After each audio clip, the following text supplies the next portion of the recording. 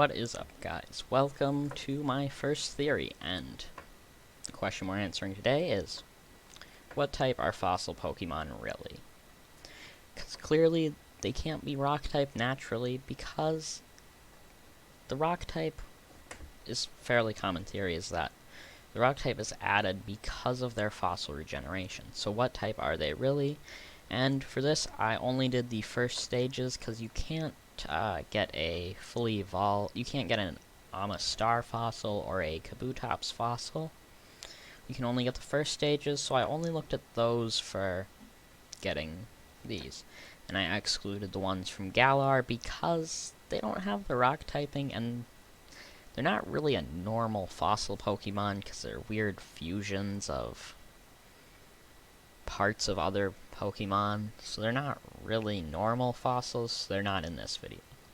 But first up we have Aerodactyl and Cranidos, and Aerodactyl, just looking at this dex entry, it says it was restored from Amber, and it was exhibited Furiosity that was greater than expected, and some casualties resulted. So there's been a case where Aerodactyl probably killed someone, which is a little strange. But the real way to tell what type Aerodactyl actually is looking at its Mega Evolution.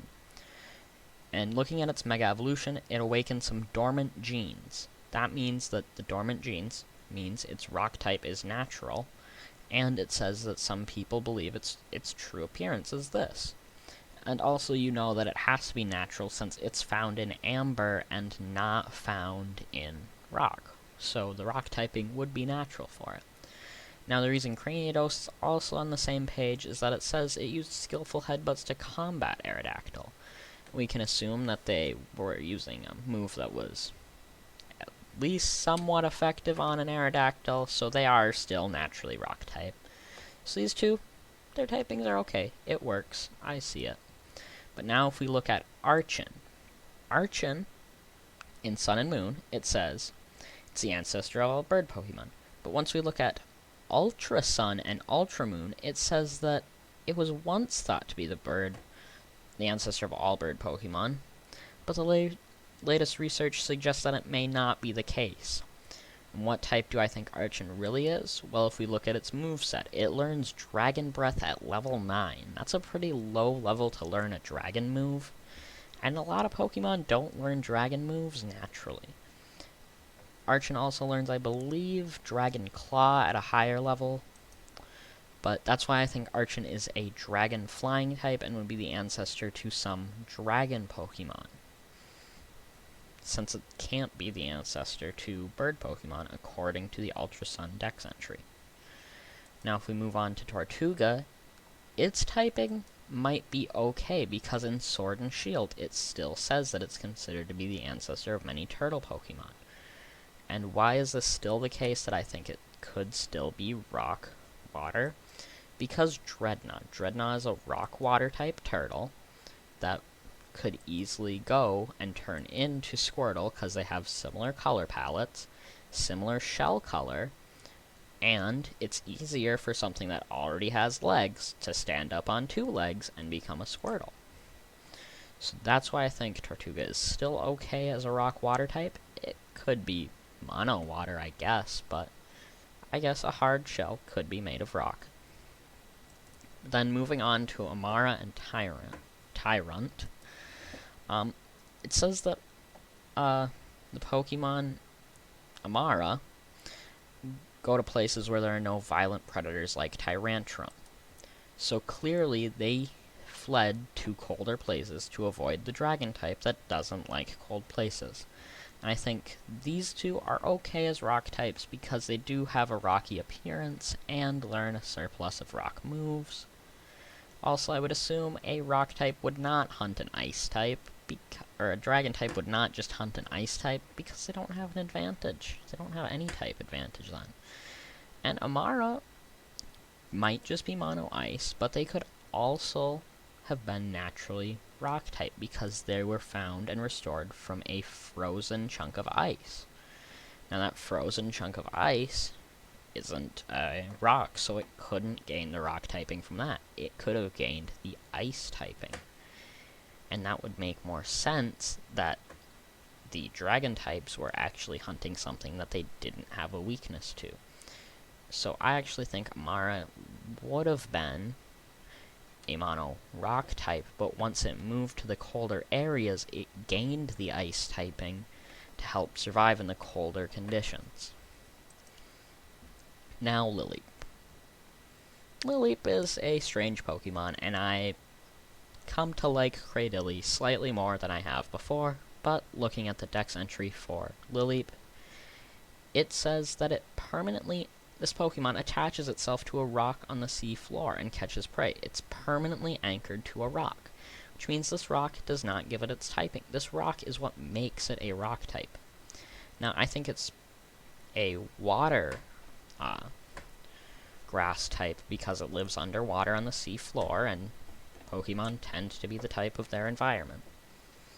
So, that would mean that Lileep is a water grass type, but because it's attached to a rock permanently, it gains the rock typing.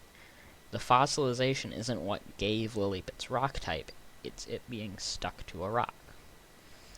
And I don't know, there's something else. Let's move on. Now, Anorith. Anorith hunted in the sea with its claws. Now, if we look at its Heart Gold, Soul Silver dex entry, it says over time it's 8 feet transformed into wings.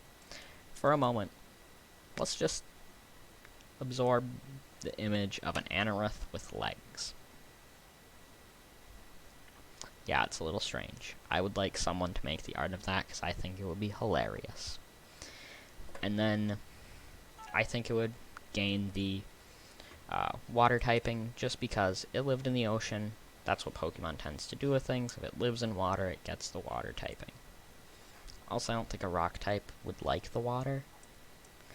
And Shieldon. If we look at Shieldon's moveset, it learns one rock type move. That cannot stand for being a rock type if it learns one rock move. It learns multiple steel type moves, and quite a few normal moves too, so it might be normal steel, or just mono steel type, which would make more sense, since it doesn't look like it's part rock at all.